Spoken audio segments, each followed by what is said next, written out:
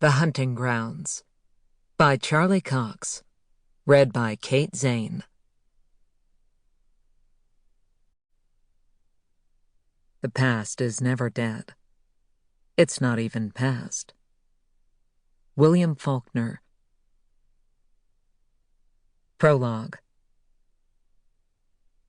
6 years earlier, Saturday, April 29th, 2017. Wiping laughter-fueled tears from her eyes, Brooklyn Knox interrupted her sister, Queenie. As much as I love hearing about my new niece and nephew, I really do have to go. I've absolutely got to finish grading the rest of my students' Roman Empire research papers before Monday. I'll call you after.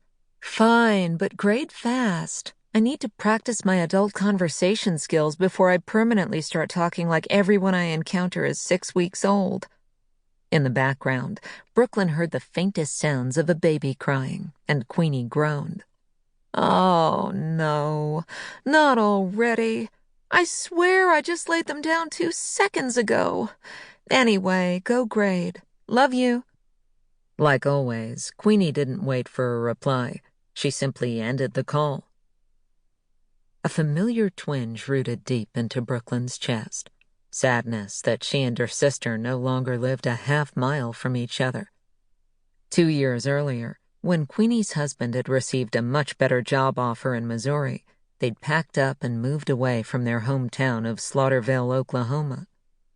Depressed that she couldn't just pop in and love on the newborn twins whenever she wanted, Brooklyn snagged the bag of salt and vinegar chips she just bought and ripped them open, accidentally knocking her phone to the floor in the process. Damn it, she muttered, leaning down to pick it up.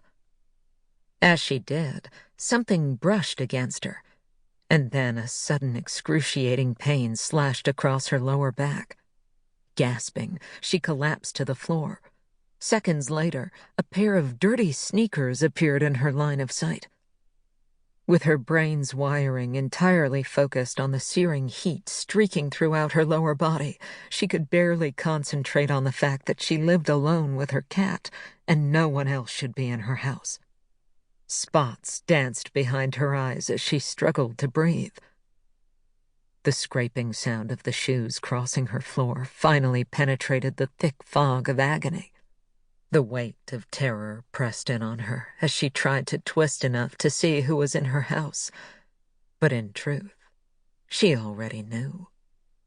His name wheezed out just as he slammed his foot down onto her back, sending her crashing face first onto the cold tile floor. Tears and panic blurred her vision.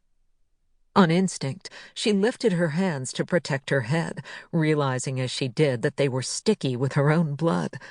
How had he even gotten in?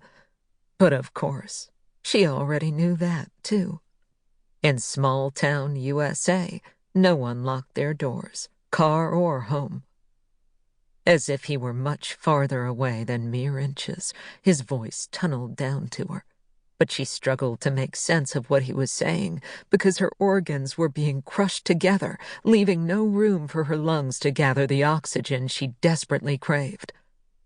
Just as she managed to suck in enough air so that she no longer felt as if she was suffocating, he flipped her over onto her back, sending an agonizing cascade of sensations sizzling along her nerve endings. Gripped in his right hand, a bloody, silver-hilted knife shimmered under the light streaming in through the windows. Pinched between 2 fingers of the other was the miniature heart-shaped wooden jewelry box engraved with both her initials and his. A gift she'd returned, along with a note proclaiming his undying love for her. Had that been just last night?